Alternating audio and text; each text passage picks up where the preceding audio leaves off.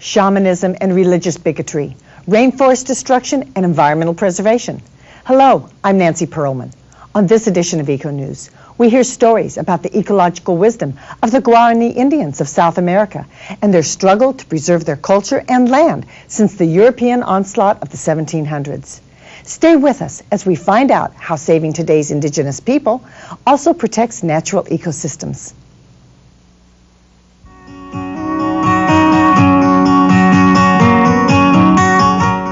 The interaction between the environment and peoples throughout the world affects the quality of life on this planet.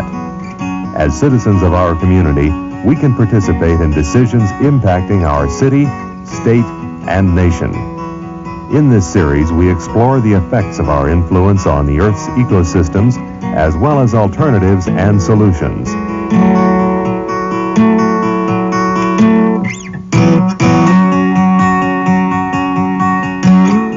This is ECONEWS with your host, Nancy Perlman.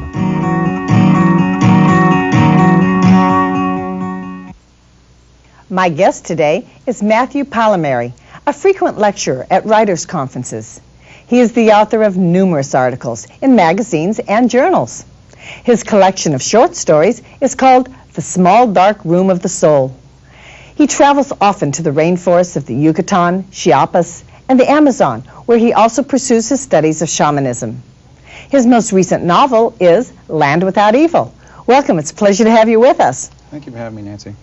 You have utilized the fiction form of writing to talk about serious environmental problems and the loss of cultures. Is that really effective? I believe it is. I discovered early in my writing career, I started out writing inspirational nonfiction, and I found that you're speaking basically what you believe to be truth, or there are truths, to people who are already basically down for the cause, as I like to put it. So the art of fiction is to take what you believe to be a truth and dramatize it. If you look at all the great writings of the world, you know, what people have known, the Bible and the Quran and the rest of them, it's all told in fables and stories. So if you take the truth that you have and you dramatize it, you're not preaching, you're demonstrating it, and it reaches people at a deeper level. That's been my experience.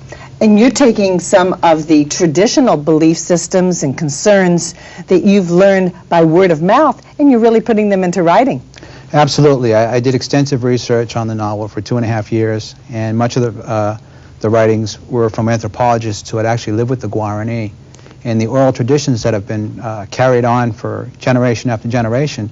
And once that these cultures start to disappear, and these oral traditions that have been carried on also disappear, there's a basic truth of the world is that history has begun, as we know it, history has begun with the written word. Prior to that, there are, you know, cave drawings and writings and glyphs, but it gets more mysterious as time passes.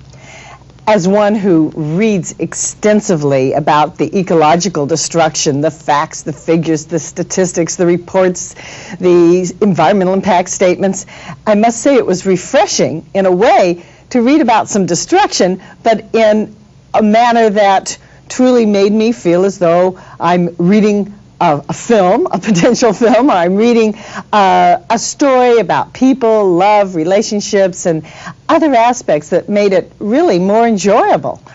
And you have utilized the culture of South America to get across the problem that we're destroying the rainforests and destroying a whole people, their lifestyle, their system. How serious is it? It's very serious and getting more so all the time. The rate is increasing, and essentially one of the expressions that some of the shamans say is that we are consuming ourselves into extinction. So what I've done in the novel is I've gone back to when it really all began, the very first time, and I show there how the upset of the balance of nature begins even back then.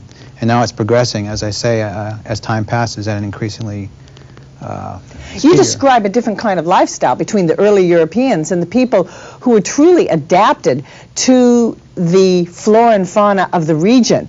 And I really found it humorous where you had one of the Indians talk about these European cattle that lived together and weren't afraid of people, because most mammals in the wild don't want to be around people. Yeah, that's correct. As a matter of fact, when the Europeans brought the cows in, it did upset the balance of nature. And one of the things it did is it made jaguars, who are primarily solitary hunters, it made them start to hunt in packs. And if you think about nature in a broad spectrum, that's like nature's way of restoring the balance, because culture develops as a result of the environment that the humans grow into. There's even, you could call it, they say there's simian culture and such, but culture is a response to your environment. If you live in a place that has corn and different things that are indigenous to it, and you come from a place that might have potatoes or something different, once you take that culture that is applied to that geographical area and you force it upon another geographical area that doesn't match it in terms of flora and fauna, you're upsetting the balance because it's a different set of rules. Definitely, we have to be so careful. And you have some beautiful segments that you are going to read for us in a video that you've brought that shows some really lovely slides of the people that you have worked with over these last few years. And could you tell us about the different areas from Mexico to Central America to South America, similarities, differences? Sure. In my studies of shamanism, which have gone on for a number of years now, I've been really drawn to the Maya, which are a big culture that everybody's sort of more aware of because of the cultural heights that they reached. And I've also been down to the border of Guatemala and southern Mexico, Central America, and in Peru, primarily with Shipibo Indians, and these cultures are disappearing. And so they have great bodies of knowledge that have been passed on for thousands of years. And so what I wanted to do is show how history repeats itself and how when cultures follow certain patterns that have been developed, we already see where they've led us in the past. And we're still going on the same path forward, although it's on a larger scale. Let's take a look. Great, thank you. My name is Matt Pallamary, author of Land Without Evil.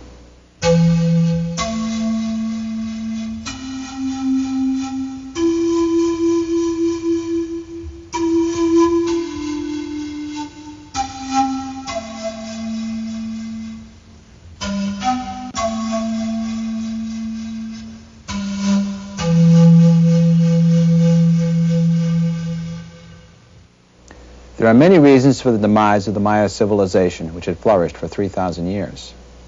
The ruins of Palenque in Chiapas and Uxmal in the Yucatan represent the height of one of the most developed cultures the Earth has ever seen.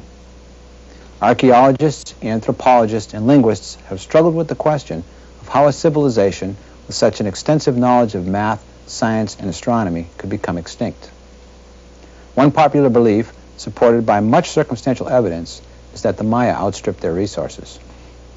Their extinction, coupled with the fact that the conquering Christians destroyed practically every record they could find, have contributed to the enigma. Further adding to these losses is the fact that the most developed religious, mystical, and intellectual knowledge of their culture was only known by a small select group of shaman kings and priests. Today we repeat the same mistakes on a global scale, destroying information and resources that could hold the keys to our survival into the future. The keepers of this knowledge are the disappearing shamans of today, who preserve timeless ecological wisdom while embodying a lifestyle that puts them in harmony with nature. Aside from being priests and performing artists, shamans were the first medical specialists in indigenous communities who used traditional methods that have been effective in treating both physical and psychological ailments. Shamans play a crucial role in helping scientists discover the potentials of plants. As one scientist has said, each time a medicine man dies, it's as if a whole library has been burned down. The chemical components of plants they use in healing rites could be building blocks for new drugs or cures for such diseases as cancer or AIDS. Brazilian Indian areas cover 11% of the national territory, encompassing practically every kind of Brazilian ecosystem, yet no value has been given for their ethnobotanical knowledge. This makes no sense when you consider how the abundant botanical resources of tropical rainforests have provided tangible medical advances, yet only 1% of the known plant and animal species have been thoroughly examined for their medicinal potentials. 70% of the 3,000 plants identified by the United States National Cancer Institute as having potential anti-cancer properties are endemic to the rainforest. Besides the intrinsic value of biodiversity, the human species are a part of the delicate balance that depends on the rainforest's millions of life forms for its own existence. Many indigenous peoples survive directly off of the resources found in the rainforests. When these resources are destroyed, the people lose their homes, their food, and their culture, which forces them to crowd into protected, endangered areas of forest for shelter and food, leading to further destruction and extinction.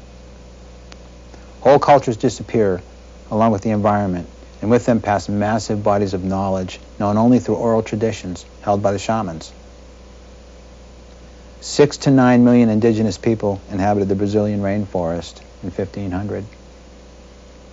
In 1992, less than 200,000 remained. Scientists estimate an average of 137 species are driven into extinction every day. Within the next hour, approximately 6 species will become extinct. The alarming rate of extinction today, comparable only to the extinction of the dinosaurs, is specifically human-induced and unprecedented. One example I've witnessed are the Shipibo Indians of the Peruvian Amazon, who say that their culture is disappearing. Their younger people have taken it upon themselves to preserve it through dance and music to keep the memory of it alive. Another preservation of the Shipibo tradition are the intricate visionary patterns on the men's outfits, which are hand-drawn with ink, and the women's dresses, which are embroidered.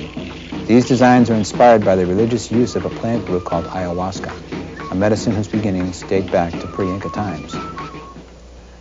The Guarani, who I have written about in my novel Land Without Evil, were the first indigenous people encountered by the Europeans nearly 500 years ago.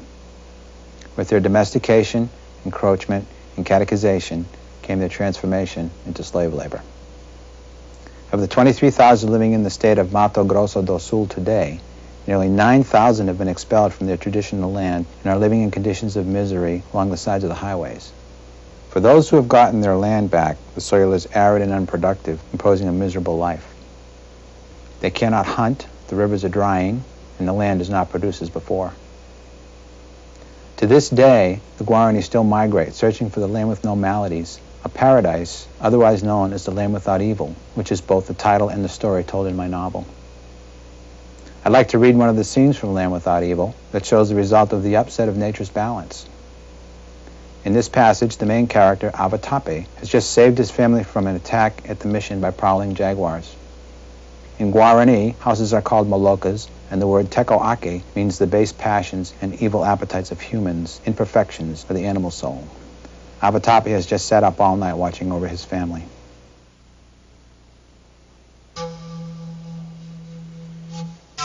The jaguars didn't run in packs when the people lived by themselves in the village, not until the white men brought cattle. His father and Avakaninde both said that bringing animals far into the forest had upset the balance and angered the gods. The jaguars ran together to hunt and eat the cattle to restore the lost balance. Cows had no place in the forest. Without protection of the mission, they wouldn't live. He remembered sneaking down to the corral with Avakarai that day. He'd first heard of the strange animals. When the boys climbed the fence, the cows all stood and stared. Both boys jumped back behind the fence, uneasy with so many eyes scrutinizing them. "Do you not think they are living tekoake?" Avakarai said. "They have sleepy eyes. Look how slow they are. They do nothing but chew. They are always hungry." "Always hungry and they do not hunt," Avatape added. Avakarai giggled. "Sounds like Avatakwa." Avatape shared the laughter, then Avakarai grew serious again, nodding toward the cows. "My father says they walk straight to their death when they are slaughtered. They are too stupid to run. No forest animal would go to its death so easily. Its meat is soft and flabby like Father Rodrigo's stomach," Avatape said, laughing at his own joke. Avakarai chuckled, then his face grew solemn. "My father said that eating their meat will make our people soft, flabby, and stupid until they walk around with sleepy eyes like the cows. We will all walk straight to our deaths, slaughtered by the white men." Avatape shook off a chill at the memory of Avakarai's words. The people had grown slower and fatter living at the mission, and like the cows, most were always hungry, but didn't hunt. How many had gone to their deaths since the white men had come? He peered deeper into the blackness and thought he saw the beginnings of a gray haze forming above the darkness outside. He glanced over at what remained of the wood next to the hearth, nearly gone. How much time had passed since the attacks? He put more wood on the fire and kept his gaze steady as gray turned to silver, then indigo and crimson, finally blossoming into the first glimmer of the coming day. Blackness turned into shadow and formlessness into substance. When the first cries of morning birds filled the air, Avatape rose and stretched. His eyes burned and his limbs felt heavy. Tonight's sleep would come quickly, but he had a long day ahead. He He crossed a small room and stood in the doorway looking out onto the muddy street. How many had died in the night? Careful not to wake his mother and sister, he put a pot of maize mash on the fire and gathered his family's cooking pots, pottery, and gourds, piling them on top of carrying nets. When his mother awoke, he had a gourd full of mash, then went to the forest to find 2 large cedar limbs so he could drag his family's belongings to his father's maloka. When he returned, Pinde and Kuna Waiwe Vera had most of their things packed into the chest. The rest they rolled into their sleeping skins. Avatape lashed the limbs and netting together. By the time they set out for his father's maloka, the sun had climbed above the surrounding buildings, and the mud in the street had begun to dry. Avatape led them past rows of quiet, darkened houses, wondering which had been visited by death and which had escaped. He pictured frightened families cowering by their fires. His stomach tightened at the remembrance of last night's screams and the sounds that followed, tearing flesh. Part of him wanted to investigate, possibly help. Part of him dreaded what he'd find. His first duty was to get his family away from the dangers of the mission to the safety of his father's maloka. With the help of his mother and sister, Avatape dragged everything they owned through the drying mud of the mission streets. The hot sun beat down on them until they reached the forest. The shade and wet leaves on the path let the load slide more easily, but now they had to contend with low-hanging vines and branches. Pinde stayed close by his side while his mother pushed from behind. No one spoke.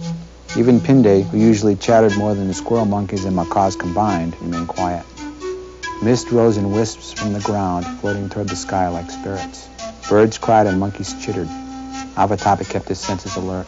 If predators threatened, any changes in the sounds of the forest would warn him. He felt safer among the trees than at the mission. The farther they journeyed from it, the more he felt the threat diminish. Even though he feared all the gods, he didn't think he had offended any, yet he felt caught in an inexplicable struggle. Should he believe in a Christian God, the myths of his people, or both?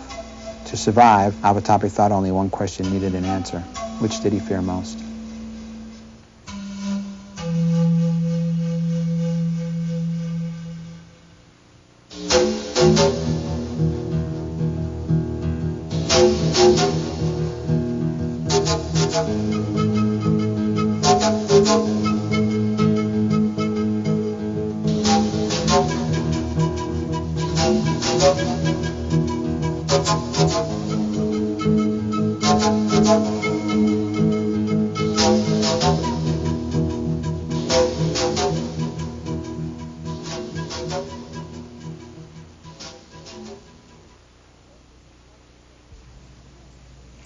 Those were some lovely pictures and a beautiful reading.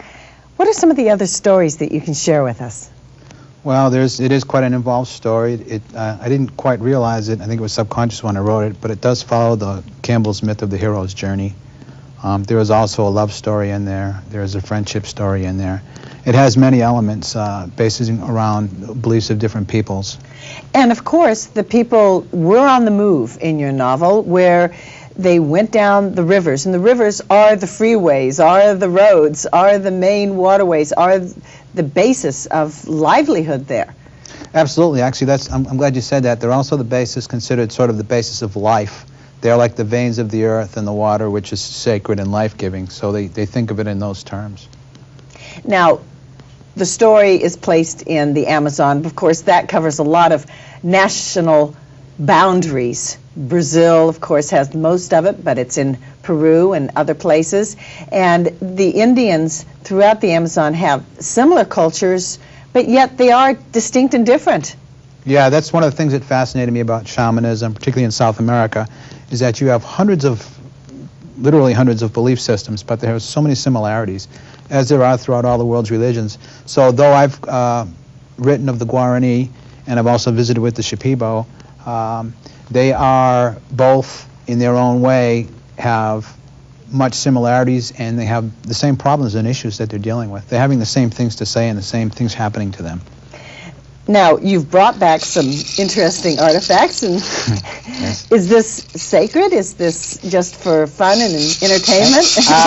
This is probably more touristy because it says Pucallpa on there, but it is made by the Shipibos, and as you see on all the work here, these are intricate visionary patterns that I referred to in the video, and they use this plant brew called ayahuasca, which is a visionary drink, and it has religious purposes for them.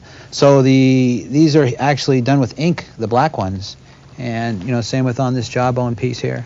Now, they utilize the parts of animals as jewelry. Most of us wouldn't walk around wearing a jaw, but I notice you've got some teeth that you're wearing. Yes, actually, that's and the reason the jar is here is these were all gifts to me.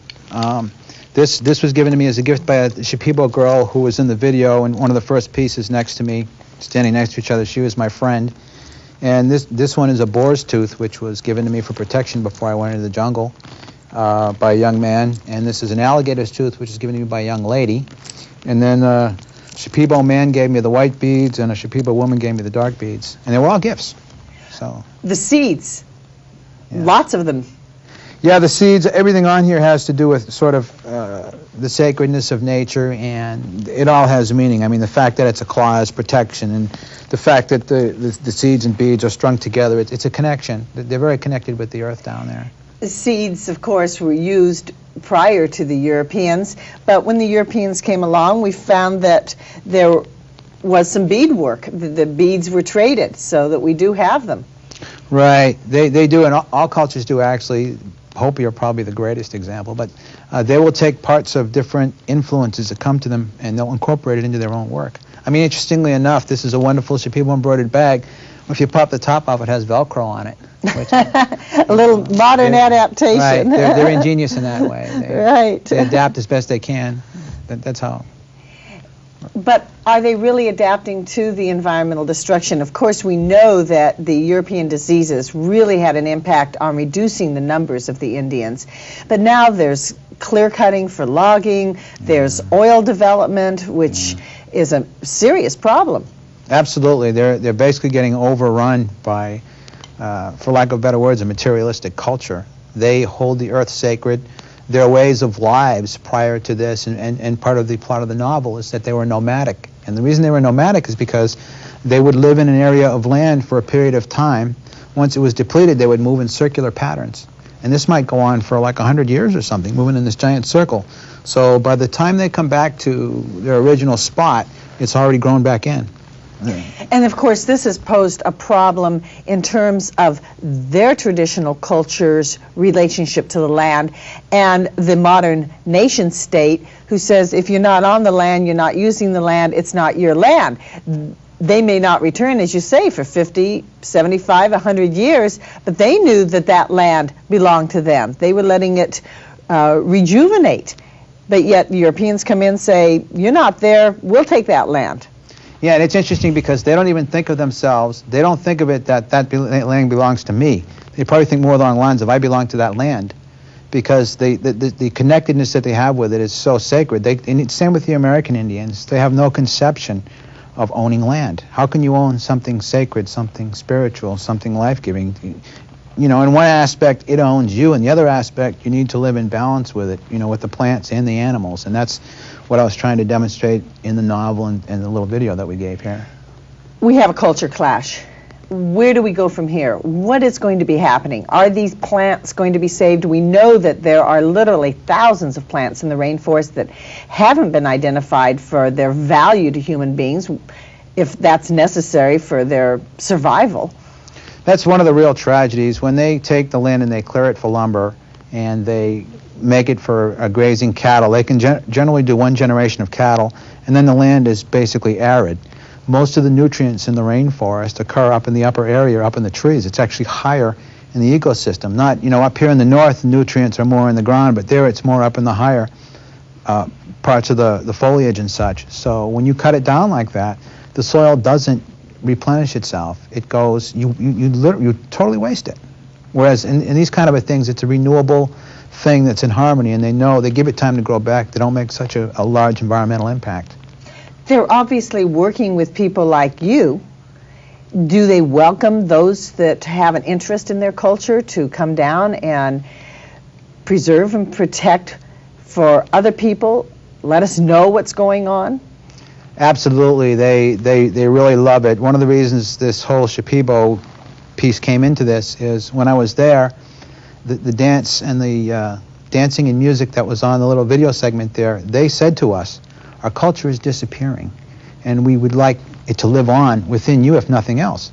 So would you, bring it forward to us. So interestingly enough, I was speaking to the California Reading Council the very next week on bridging fading cultures through literacy. So I was able to bring them. Now I've brought them here to public access, and people can get to see that there's these wonderful cultures that are literally disappearing. If you see in a lot of the pictures, that they're very poor. What are you going to be writing about? More stories, tell us. I'm hoping if this catches on, my original writing career was in horror fiction. And I've written, I guess environmental destruction is rather It is horror, yeah, we're living it, right? So I've really become enamored to these peoples and their causes and their beliefs that are disappearing, and so... And you can communicate that to those who can't get down into the rainforest. Absolutely. My art and challenge as a writer, and it's sort of a shamanic thing when you think about it, is to be a bridge. So if I can capture those cultures, you know, and it goes back to the fiction thing where truth, human pain, human misery is universal. So if I can write something and take a reader or a person who isn't familiar with that culture or that area and put them in the shoes of that character so they can feel what that character feels, then they can connect with that culture and realize that, hey, the way I'm living is not the only way to live in the world. There are other ways. Even though these people may appear to be savages, they're not. They have this knowledge that's been passed on for thousands of years. Oh, you really put the reader into their shoes. I felt as though I was in the forest. I felt for them. I felt for the dilemmas that they confronted. We only have a few seconds left, and it's impossible to summarize all your good work with these people and trying to educate those of us about an important problem that's down there. What would you like to have us remember? I would like everybody to remember to be really conscious of every little thing you do that can help to save the earth, whether it's not using paper plates or paper towels, washing, recycle, all those things. Be ecological. Yes. Well, thank you so very, very much for sharing your stories with us, and thank you for being my guest. Thank you for having me. I appreciate it. I have been speaking with Matthew Pallamary. He's a lecturer, writer, and author of Land Without Evil. And for viewers who would like more information or a free sample copy of the Compendium newsletter, at the end of the credits, we will have an address and telephone number on the screen. We love to hear from you, so please call or write. And be sure to join us again for another edition of ECONEWS, your best source of current environmental news that affects you and your future. On behalf of our nonprofit organization, Educational Communications, thank you for your support. I'm Nancy Perlman, wishing you a natural, unspoiled environment. Sages standing